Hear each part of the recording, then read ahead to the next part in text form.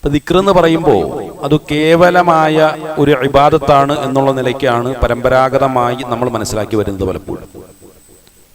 അതായത് കൈകൾ പിടിച്ചിട്ടോ തസ്ബീഹ് മാലകൾ ഉപയോഗിച്ചിട്ടോ സുബ്ഹാനല്ലാഹ് പോലുള്ള, അൽഹംദുലില്ലാഹ് പോലുള്ള, അല്ലാഹു അക്ബർ പോലുള്ള, അല്ലെങ്കിൽ അഫ്ളൽ ദിക്ർ എന്ന പേരിൽ അറിയപ്പെടുന്ന ലാ ഇലാഹ പോലുള്ള ഏതെങ്കിലും ഒക്കെ മന്ത്രങ്ങൾ ഇങ്ങനെ ഉരുവിട്ടുകൊണ്ടേയിരിക്കുന്ന ഒരു പ്രവൃത്തിക്കാണ് ദിക്ർ എന്നുള്ളതാണ് പരമ്പരാഗതമായി മനസ്സിലാക്കി വരുന്നത്. എന്നാൽ പലപ്പോഴും അത് പരിപൂർണമായും ശരിയായി കൊള്ളണമെന്നില്ല.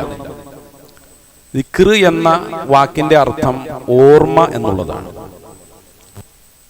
അല്ലാഹുവിനെ ഓർമ്മിച്ചുകൊണ്ട് ഒരു വ്യക്തി വാക്കുകൾ ഉരുവിടണം എന്ന് നിർബന്ധമൊന്നുമില്ല. എന്നാൽ വാക്കുകളിൽ ഏറ്റവും അഫ്ളലായിട്ടുള്ള ചില നല്ല വാക്കുകൾ അത് അള്ളാഹുവിന് ഇഷ്ടമുള്ളതാണ് എന്ന് പറഞ്ഞുകൊണ്ട് റസൂലുള്ളാഹി സ്വല്ലല്ലാഹു അലൈഹി വസല്ലം നമുക്ക് പരിചയപ്പെടുത്തി തന്നിട്ടുള്ളതും പഠിപ്പിച്ചിട്ടുള്ളതുമായ ചില കാര്യങ്ങളാണ് നാം ഇപ്പോൾ സൂചിപ്പിക്കപ്പെട്ടിട്ടുള്ളത്. അത് പറയുന്നത് നല്ലതാണ്.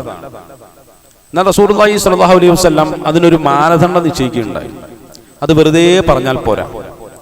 അത് പറയുമ്പോൾ ദിക്ർ നമ്മുടെ മനസ്സിലുണ്ടാകണം. എന്ന് പറഞ്ഞാൽ അള്ളാഹുവിനെ കുറിച്ചുള്ള ഓർമ്മയുണ്ടാകണം.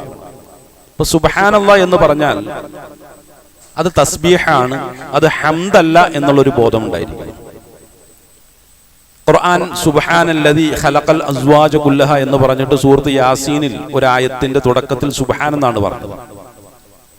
അതുപോലെ തന്നെ സൂറത്തുൽ ഇസ്രാഇന്റെ തുടക്കത്തിൽ സുബ്ഹാനല്ലദീ അസ്റാ ബിഅബ്ദിഹി ലൈലൻ എന്ന് പറഞ്ഞിട്ട് സുബ്ഹാൻ എന്ന് പറഞ്ഞിട്ടാണ് ആരംഭിക്കുന്നത്. സബ്ബിഹ് ഇസ്മ റബ്ബിക്കൽ അഅല എന്ന് പലപ്പോഴും നമ്മൾ വെള്ളിയാഴ്ച പാരായണം ചെയ്യുന്ന സൂറത്തിന്റെ തുടക്കമാണ്. അതുപോലെ തന്നെ ഫസബ്ബിഹ് ബിഹംദി റബ്ബിക വസ്തഗ്ഫിർ, ജനങ്ങൾ കൂട്ടം കൂട്ടമായി ഇസ്ലാമിലേക്ക് വരുന്ന കാഴ്ചകൾ താങ്കൾ കണ്ടാൽ, താങ്കളുടെ ദഅവത്ത് വിജയിച്ചു എന്നുള്ളതിന്റെ പ്രകടമായ ഉദാഹരണങ്ങൾ കണ്ടാൽ അള്ളാഹുവിനെ തസ്ബീഹ് ചെയ്യണം. അതിനുശേഷം ബിഹംദി റബ്ബിക, ഹംദ് ചെയ്യണം എന്നുകൂടി പറഞ്ഞു.